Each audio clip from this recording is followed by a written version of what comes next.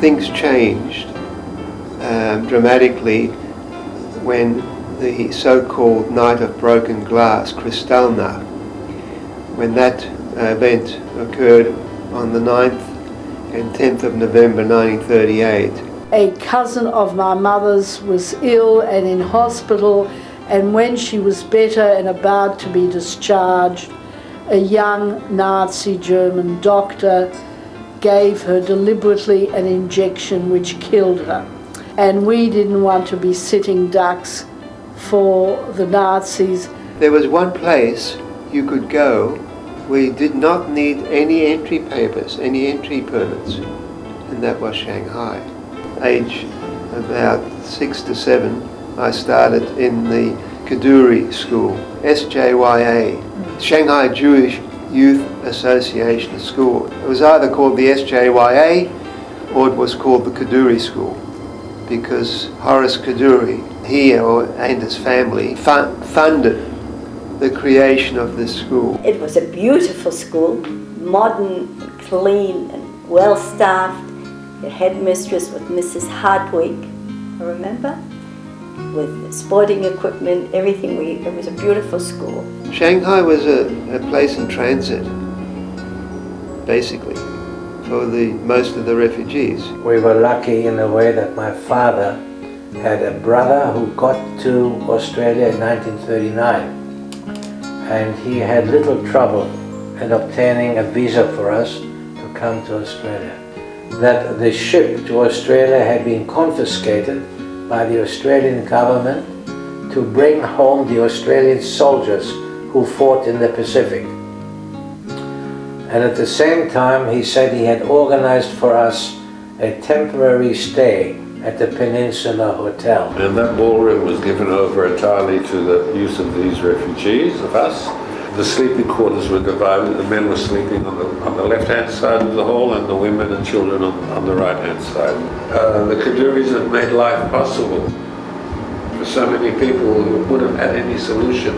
And they provided a solution, a life solution for a few hundred people for so long. I could not speak more highly of them as the hotel staff looking after us in a very awkward sort of a situation. Today, migrant ships are bringing new settlers to Australia.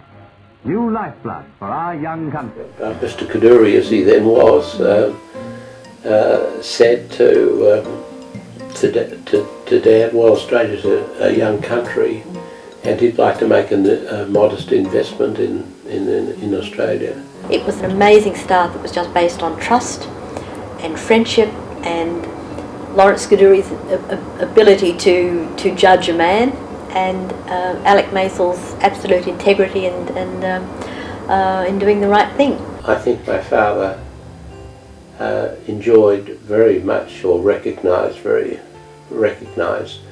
the understatement that Lord Kadoorie had. Lord Kadoorie, not long before he died, used to say that we had to buy buildings that we were proud to say we own.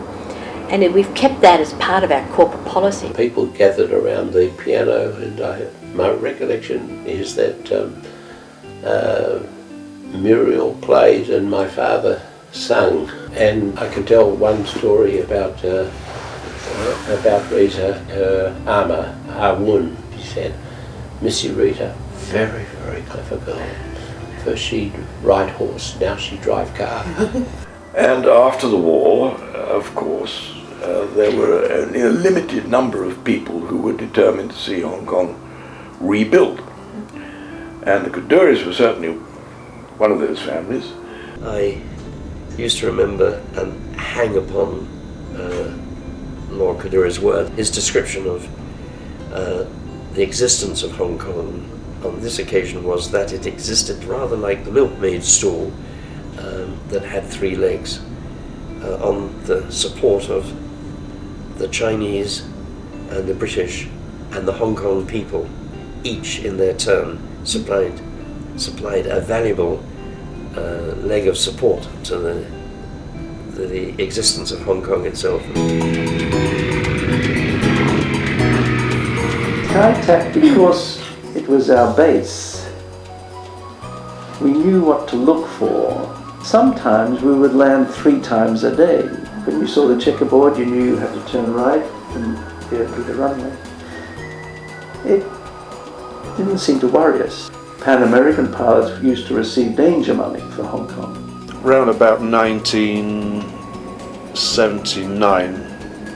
1980, I applied for a winchman, or to work on helicopters. My first helicopter was a Whirlwind. They were used in Hong Kong from Sekong, then work on Wessex, both in search and rescue and in strike helicopters.